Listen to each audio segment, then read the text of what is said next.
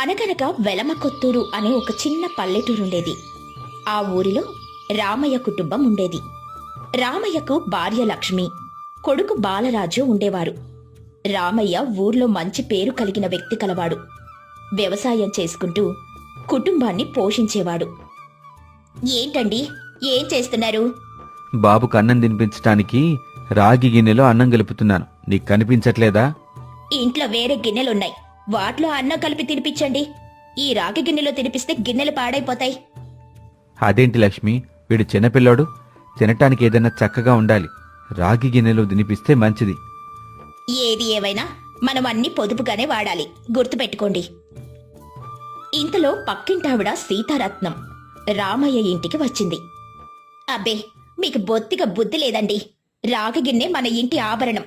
పిల్లాడికి అన్నం వేరే గిన్నెలో కలిపి పెడితే వాడికి నష్టమేం లేదు. జాగ్రత్త, పిసినారితనం ఉండొచ్చు, తప్పులేదు. కాని నీయంత కాదు. అయినా నీకెందుకు ఇంత పిసినారితనం? మన పిల్లాడికి కూడా చూడ్డానికి ఇంతగా ఆలోచిస్తున్నా? నువ్వు అసలు మనిషివేనా? నేను మాట్లాడుతుంది మన కోసమే. ఇప్పుడు మనం జాగ్రత్తగా ఉంటే రేపు వాడి భవిష్యత్తు బాగుంటుంది. మీకు అర్థమవుతుందా? మనం ఇప్పుడు ఏదైనా పొదుపుగా వాడితేనే రేపు పొద్దున్న మనకు ఉపయోగపడుతుంది. అయినా నా మాటలు మీకు అర్థం కావులేండి. ఎప్పుడనే అర్థం చేసుకున్నారు నన్ను? రామయ్య నీ కర్మ అంటూ కోపంగా వెళ్లిపోయాడు బయటికి. ఇక మరుసటి రోజు పొరిగింటి గంగమ్మ రామయ్య ఇంటికి వచ్చింది. అక్కా, ఈరోజు నా కొడుకు పుట్టినరోజు. కొంచెం పరమాన్నం చెయ్యాలి, పంచదార కావాలి, కొంచెముంటే ఇస్తావా? అయ్యో గంగా, పంచదార అయితే చాలా ఖర్చయిపోతుంది. ప్రస్తుతం పంచదార అయిపోతే కొనుక్కునే స్థితిలో కూడా మేం లేము. ఈ విషయం ఇంకెవరికైనా చెప్తే నవ్వి ఊరుకుంటారు. నువ్వైతే మంచిదానివని చెప్తే అర్థం చేసుకుంటావు అని. గంగమ్మ తన మనసులో, పోయి పోయి నీ దగ్గరకొచ్చాను చూడు, నాదే తప్పు. పంచదార ఇవ్వడానికి కూడా ఎంత పిసినారితనం చూపించడం వెర్రితనం కాకపోతే. పోనీలే లక్ష్మి, ఖర్చు పెరిగిందని చెప్పి ఆ పిల్లడికి ఏ తిండి పెట్టకపోగలవు. జాగ్రత్త మరి. మనం ఆరోగ్యంగా ఉంటే ఏదైనా సంపాదించొచ్చు. అలా గంగమ్మ అక్కడి నుండి వెళ్లిపోయాక, ఈ గంగమ్మ నన్ను తిట్టిందా పొగిడిందా? నువ్వు చేసే పనులకి నిన్నెవరు తిడతారులే. వేటకారం ఆపుతారా? నీకు అర్థమైంది కదా, అదే చాలు నాకు. ఒకరోజు రాత్రి రామయ్య తన భార్యతో ఇలా మాట్లాడుతున్నాడు. లక్ష్మి, మనం ఒకరి కష్టం ఒకరం పంచుకోకపోతే ఎవరు మన కష్టాన్ని పంచుకుంటారు చెప్పు? ఈ లోకంలో మానవతే ఉన్నతమైన దానం. ఒక కప్పు పంచదారిస్తే మనకేమీ నష్టం లేదు కదా. మీరు చెప్పింది బాగానే ఉంది, కాని ఆ మాటలు మన కడుపు నింపవు కదా. మీ మానవతా చూపులు మనకి పనికి రావులేండి. మనం ఎంత డబ్బు దాస్తామో అంతే ఎదుగుతాము, గుర్తుపెట్టుకోండి.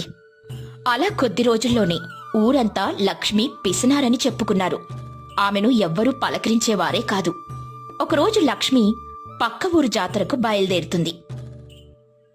దేవి, పక్క ఊరి జాతర ఉంది, కలిసి బయలుదేరతామా? నేను రావడానికి అవ్వదులే, నువ్వెళ్ళు లక్ష్మి. సరేలే, నేనొక్కదానినే వెళ్తాను. నాకు భయమా ఏంటి? అలా లక్ష్మి నడుచుకుంటూ వెళ్తూ కాళ్ళ నొప్పులతో ఒక ఇంటి దగ్గర కూర్చుంది. ఆ ఇంట్లో ఒక ముసలావిడుంది. ఆవిడ ఇంటి లోపలికి వెళ్తూ బయటకు వస్తూ ఉంది. అది చూసిన లక్ష్మి ఆవిడతో ఇలా అంటుంది. ఏమైందమ్మా, అలా లోపలికి బయటికి వెళ్తూ వస్తూ ఉన్నావు? ఏం లేదమ్మా, మధ్యాహ్న సమయం కావస్తుంది కదా. రోజు ఈ సమయానికి ఎవరో ఒకరికి భోజనం పెడతాను. వాళ్ళు తిన్నాకే నేను నా భర్త తింటాము. అదేంటి అలాగా?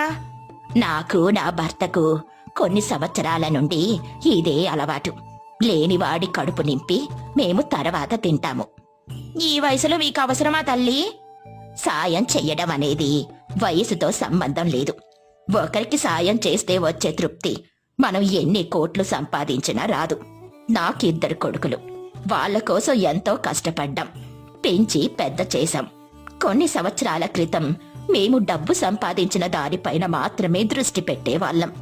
కేవలం నా పిల్లల కోసమే. వాళ్ళు పెద్దయ్యాక మమ్మల్ని వదిలేసి పట్నం వెళ్లి జీవనం సాగిస్తున్నారు.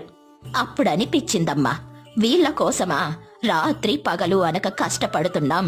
ఇప్పటికైనా మించిపోయిందేమీ లేదు. మాకు శక్తున్నంత వరకు రోజు ఎవరికో ఒకరికి భోజనం పెట్టాలని నిర్ణయించుకున్నాం. అమ్మా, ఈరోజు నేను మీ ఇంట్లో భోజనం తినొచ్చా? తప్పకుండా తినమ్మా, రా లోపలికి రా అంటూ లక్ష్మి వాళ్ళ ఇంట్లో భోజనం చేసి తిరిగి ఇంటికి పయనమైంది. దారిలో లక్ష్మి ఇలా అనుకుంటుంది. ఈ జీవితం చాలా చిన్నది. బ్రతికున్నప్పుడే ఏదైనా చెయ్యాలి. నలుగురికి సహాయం చేస్తే జీవితం ఎంత సంతృప్తిగా ఉంటుందో. ఆ ముసలావిడ వివరంగా చెప్పింది. ఇక నుండి నేను కూడా ఆవిడ దారిలోనే నడవాలి.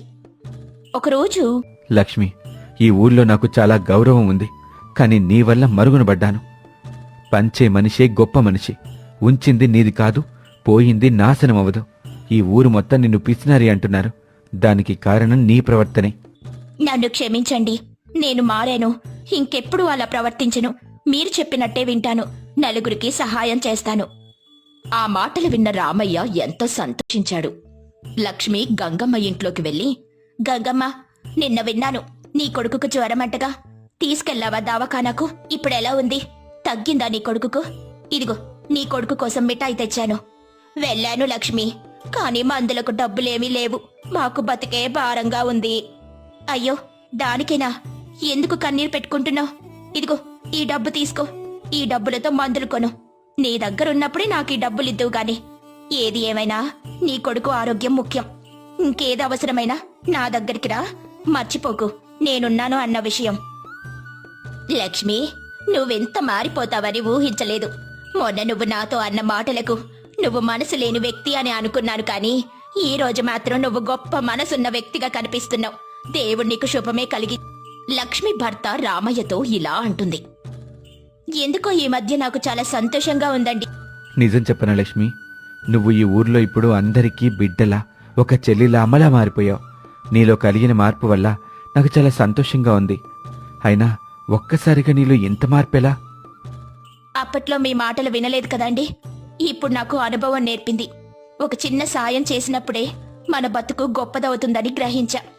జీవితంలో కష్టాలు సుఖాలు వస్తాయి పోతాయి, కానీ మనం సాయం చేసిన సందర్భం మనకి ఏదో ఒక దారిని చూపిస్తుంది. నలుగురికి ఉపయోగపడేలా చేస్తుంది. అయితే ఇకపై మన జీవితం అవసరాన్ని మించి దాచుకోటానికి కాదు, అవసరంలో ఉన్నవారితో పంచుకోటానికి. అంతేనా లక్ష్మి? లక్ష్మి, పిసినారి అన్న ముద్రని నీవే నీ చేతి పనులతో తొలగించావు. నీ మార్పు ఒక్కరినే కాదు, మిగతా ఇంటింటినీ మార్చేలా చేసింది. ఆ విషయం నీకు తెలుసా? అప్పుడే అక్కడికొచ్చిన గంగమ్మ, ఇప్పుడెవరైనా కష్టాల్లో ఉంటే ముందు గుర్తుకొచ్చేది లక్ష్మి పేరు మాత్రమే. ఈ ఊరు లక్ష్మిని చాలా గౌరవిస్తుంది. ఇప్పుడున్న లక్ష్మి పాత లక్ష్మి కాదు కదా, పూర్తిగా మంచిగా మారిన లక్ష్మి. అలా కొన్ని రోజులు గడిచాయి. ఇది విన్నావా లక్ష్మి? పక్కూర్లో కరువు వచ్చిందంట. పాపం వాళ్ళకి తినటానికి తిండి కూడా లేదు. మనం వాళ్ళకి ఏమైనా సాయం చేద్దామంటే మన దగ్గర కూడా ఏమీ లేదు. ఏంటండి, మన దగ్గర ఏం లేవని ఎవరు చెప్పారు?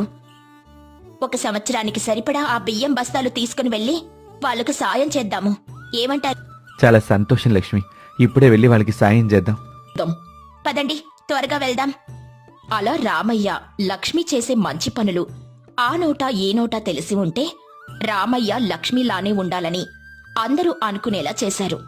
వీళ్ల మంచితనంతో ఊరినే మార్చేశారు. ఈ కథలోని నీతేంటంటే, పంచగలిగిన వాడే నిజమైన ధనవంతుడు. పిసినారితనం బతుకును చిన్నదిగా చేస్తుంది, కాని పంచే మనసు మనిషిని దేవుడ్లా గొప్పవాడిని చేస్తుంది.